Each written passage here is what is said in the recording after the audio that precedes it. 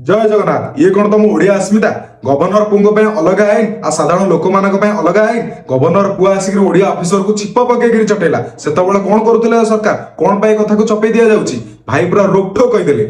ओडिया अस्मिता एते उठेले एते कथा कहले तांकरी गवर्नर पुओ केस किसी आगू बढ़िला कि ना